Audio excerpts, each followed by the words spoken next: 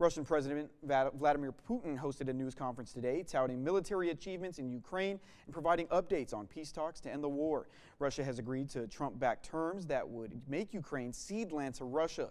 Putin is now awaiting Ukraine's response. NBC's Keir Simmons reports from Moscow. Hey there, President Putin speaking for 4.5 hours here in Moscow in front of a map of Russia you can see behind me there that includes some of the territory of Ukraine. That in and of itself sent a message. President Putin's messaging has been pretty uncompromising in recent weeks, saying that he will either achieve his war aims through negotiation or on the battlefield. I wanted to ask him about that. I was able to ask him a question. Mr. President, I want to ask you about relations with President Trump and the United States. President Trump is taking efforts to finish this conflict, military conflict, and as I mentioned before, he's doing it absolutely sincerely, I believe.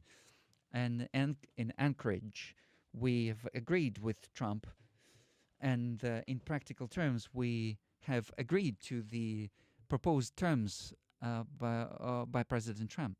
So the ball is totally on the side of our Western opponents, of the head of the Kiev regime and its European sponsors.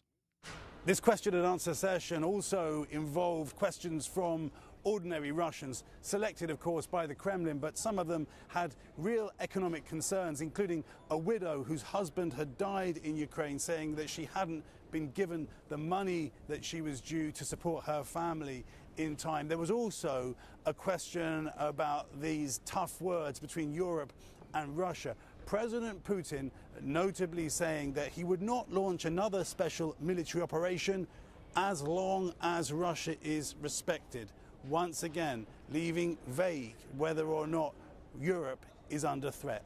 Keir Simmons, NBC News, Moscow.